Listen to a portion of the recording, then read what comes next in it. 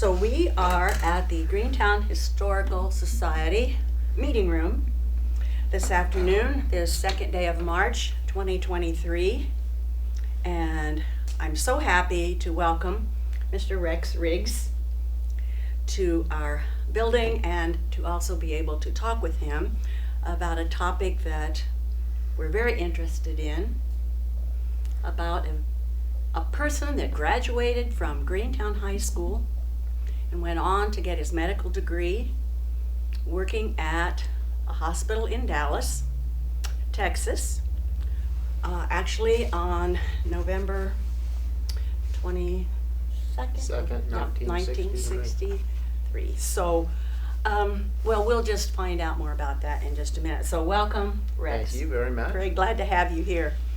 I would like you, if you would, to give a review of your family tree briefly, however briefly you want to make it, that shows how you're connected to this doctor I alluded to, Dr. Paul Peters.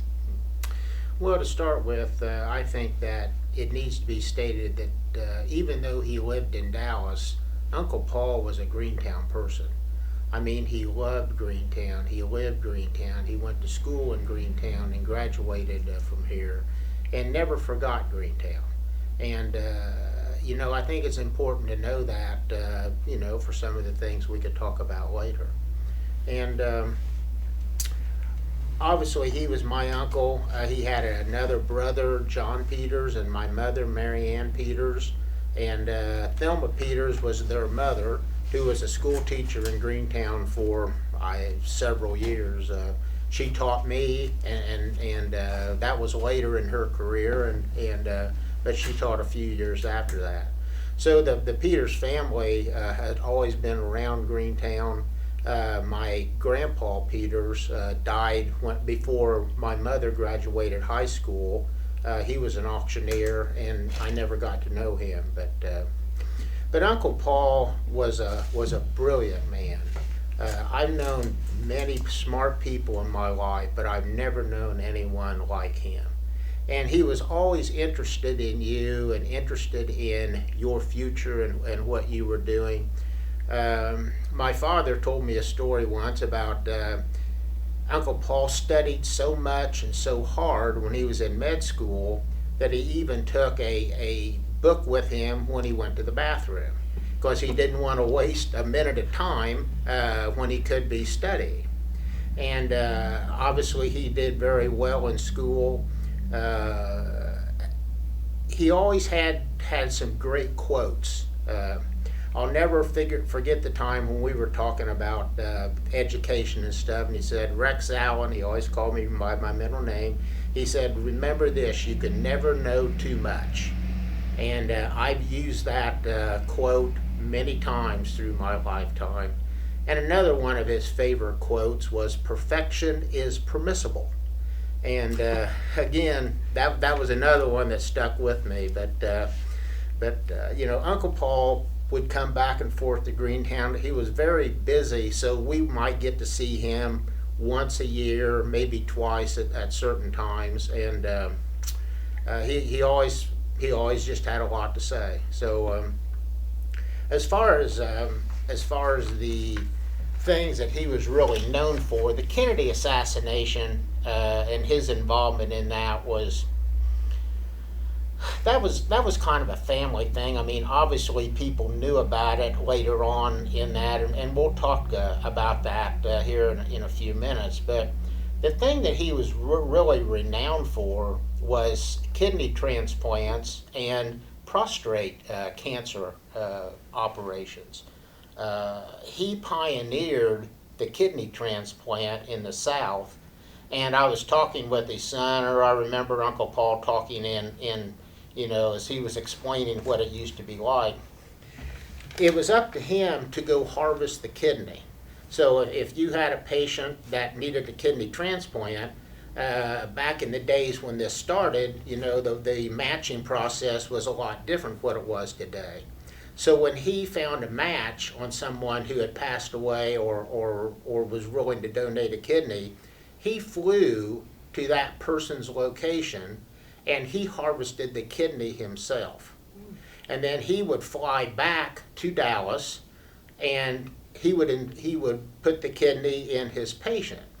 And sometimes that was a 48-hour process. He never went to bed or never slept for 48 hours. And he did this for quite some time before medicine advanced enough to where he didn't have to do that anymore. And I remember another thing about Uncle Paul. He was well revered in his hospital. My wife and I, Kathy, went down there one time for a visit. And of course, Kathy had gone to nursing school and was a nurse. I was just his nephew. So he asked Kathy one time if she would like to go on rounds with him. And she said, well, sure. I mean, that would be something else. So I went. He allowed me to go along. So we pulled up in the parking spot, which was a special spot. And we went in through this special door. And as he walked down through the halls of the hospital, the people just kind of parted like Moses parted the Red Sea. They all looked and saw who it was. They backed up against the wall. They were very respectful. I mean, it was just like, well, obviously he was someone special in that hospital. So we go into this room and talk to this patient who he had done a procedure on, a few days earlier, and he called her by name and talked, and he said, I see you're from this town in Wisconsin. The town escapes me. And she says, well, yes, Dr. Peter. And he says, isn't that where they hold such and such watermelon festival every year?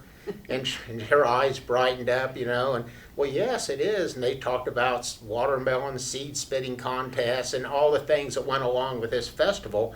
I have no idea where he came up with all of this knowledge, but that was just Uncle Paul. He was so brilliant. He probably had read it once in a magazine or something and just never forgot it, and that's just who he was. So, he had a lot of people that were flown in from all over the world for him to do kidney transplants there in Dallas.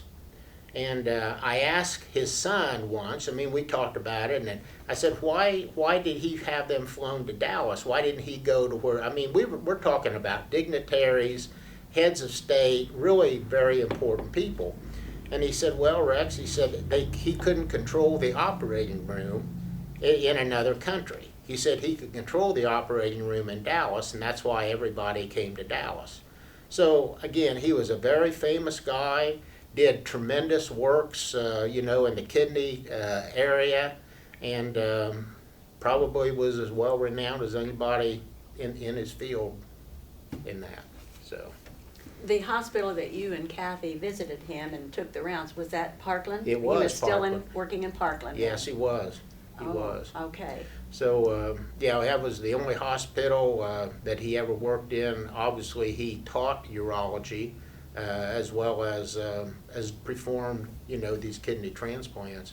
His son Paul, who was a pretty well-renowned doctor in his own right, told me that the interns that he trained still talk about Uncle Paul's memory of basketball statistics at Eastern High School. Uncle Paul was a statistician or whoever would keep those types of records for the team. And, we would go there when I was, 14, 15, 12, younger. And he would just sit on a chair and he would spout off names, shooting percentages, in one game after another. He just had all that stuff in his mind. And evidently he shared it with these interns as he was teaching them about kidney transplants, because they again remembered that and remember it to this day. So, That's it's amazing. It is, and it's so interesting to hear it from you, his nephew, and sharing some of the sayings that he had and his abilities. And it sounds like he was very thorough and wanted things, and which is part of his success, wanted things done just right, like this in the operating room where he could control things. That's very interesting. I wanted to, leading into what you had mentioned earlier about the treatment during that terrible day in November, but what are your first memories, Rex, of hearing about the assassination of John F. Kennedy? What's your first recollection of that? Well, I remember, I think we were in 4th grade out in Clea Surface's classroom at Jackson. And we back in those days there was no television and anything. I'm not even sure how the word got around, maybe by a phone call, but I know that they let us out of school early, and I went home, and my mother was working there at the house, and she was basically in tears. And at my age, I didn't really understand the significance at that moment of what had actually happened. In fact, I wasn't even sure what had happened. But she told me that the president had been shot and he was dead. And that's the next 4 days. There wasn't anything else on TV but coverage of the assassination and bringing President Kennedy back on the plane and all of that stuff. So obviously that's all we watched, and nothing else much went on. I mean, our world or our country basically shut down, through the funeral. So I remember that all pretty well. Yes, that's something, even you say you were a fourth grader, Mm-hmm. that's still in your memory. And mine too. I was older, but I was in college at the time, and they were interviewing college students, and news people were going, "What did you think of this?"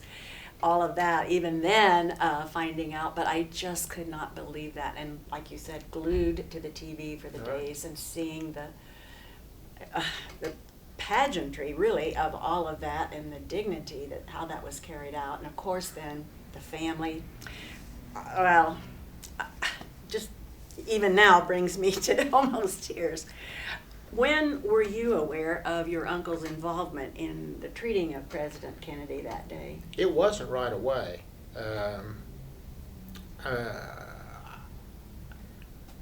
I asked his son Paul, or I don't remember if Uncle Paul and I talked about. He wouldn't have gone into this type of detail, but I asked Paul once when we were visiting what it was like at his house that day. And he said, I don't remember real well, but this is what I do remember. He said, Mother got a phone call in the early afternoon from my dad, and he at that time was an intern at Parkland Hospital, and they had put out a announcement over the loudspeaker that any doctor that was there in the hospital was supposed to go to such and such room. And that was obviously the room that the president was going to be in during this time. And he told his wife, Aunt Lois, that, I'm not going to be home very early. The president's been shot. And so he knew at that time that he was coming to Parkland and that he was going to be involved in whatever happened there. So Paul told me that he didn't come home early at all. He came home very late. Of course, by then his whole family knew that his dad had been involved in whatever was going on. He said he came home. He said he was very shaken, very emotional, and he didn't talk to him. He just basically went to bed. And he said it took him 2 or 3 days to set them down as a family and kind of explain what his role and involvement was and what had exactly happened. And the story goes something like this. I mean, President Kennedy was wheeled in there. There were 9 doctors assisting with the situation. And Uncle Paul's job, along with 3 other doctors, was to put a trach tube down the president's esophagus or wherever they go so that he could breathe. And he said they went to do that, and the bullet that had exited his neck had already made the hole that they would need to cut into his neck to install the trach tube. So they just went ahead and did the trach tube, and someone says, "Is Mrs. Kennedy here?" And she was standing right beside Uncle Paul. But they were so busy that he hadn't even noticed that she was there in the room. And they said, a piece of his skull is missing. And Mrs. Kennedy had this piece of skull, and she handed it to the doctor who had noticed that it wasn't there. And it was quite a scene, and obviously he was not going to be saved. Okay, so Dr. McClellan, who also was in the surgery room operating on President Kennedy, was one of Uncle Paul's closest friends. And we questioned Uncle Paul about his thoughts on whether or not it was a single person or a conspiracy. And Uncle Paul always held out the fact that Oswald acted alone. That was his belief, even in the face of some of the things that were present there. That's how he always believed. And I always wondered, there were so many witnesses and so many people around the assassination who didn't really live very long after it was over. People that had eyewitness accounts and testimony and this and that.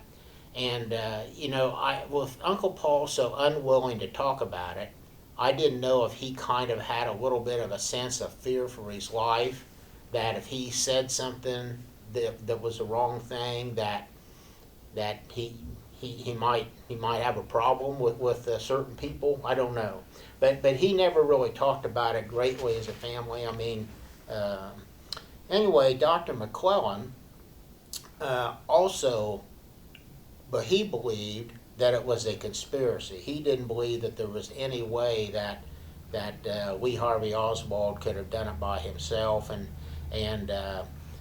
as time has passed, and it's 60 years or so since it happened, I think there's probably more people that believe that Oswald did not act alone than probably think that he did, with all the additional evidence and all the other things that has happened over the past 50, 60 years.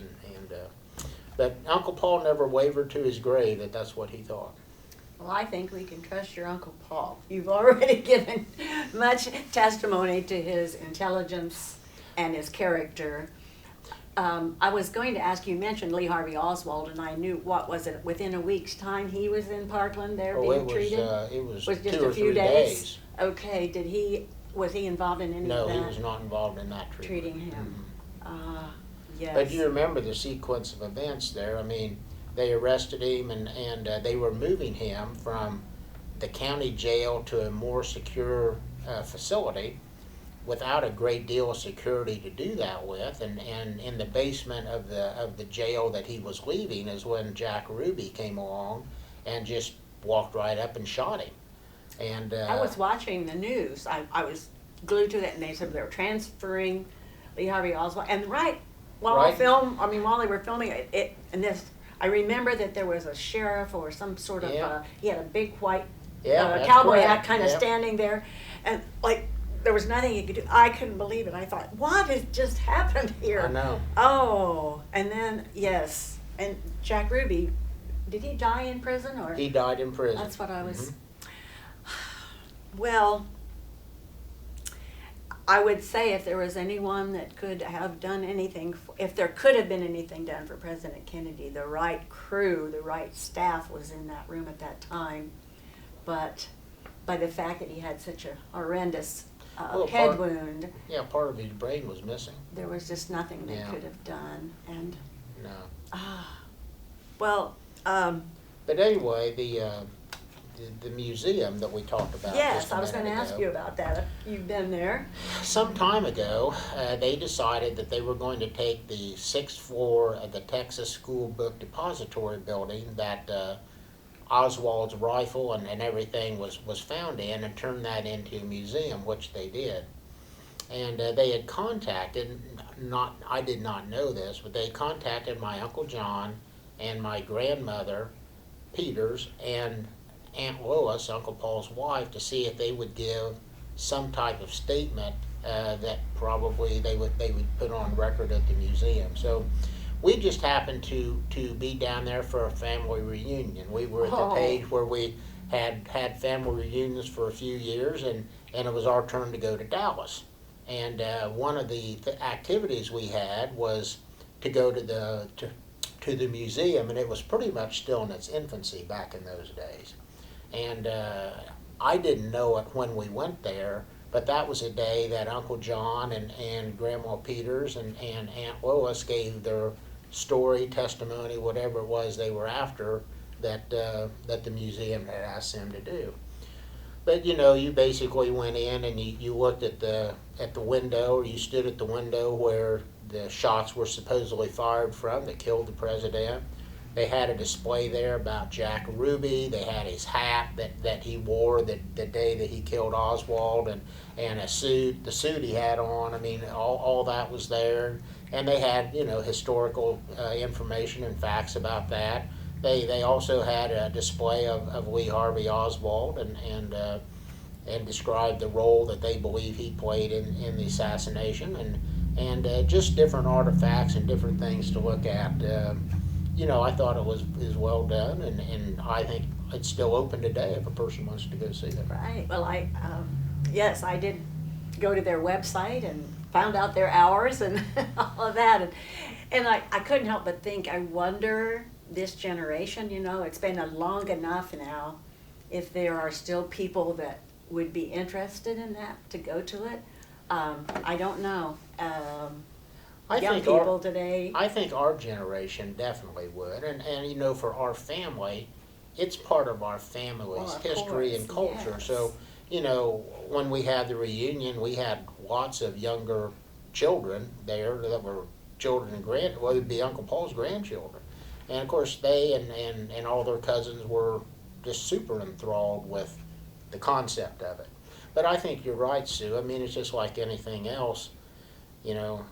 How much interest is there today on someone that's 15, 20 years old on an event that happened 60 years ago?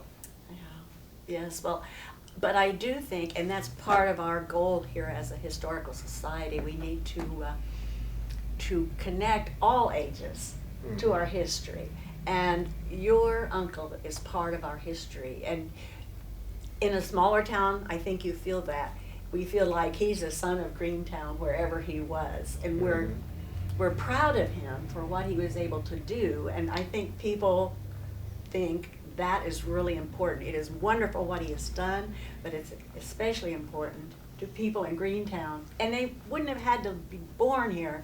They're living here now. There's Right. that connection. This young man, picturing him, keeping stats for the ball team and working hard. It's a wonderful story. And of course it's connected to history. I just thank you for sharing your thoughts. You mentioned your grandmother taught you. She taught me in Did she first really? grade. I loved my first grade teacher.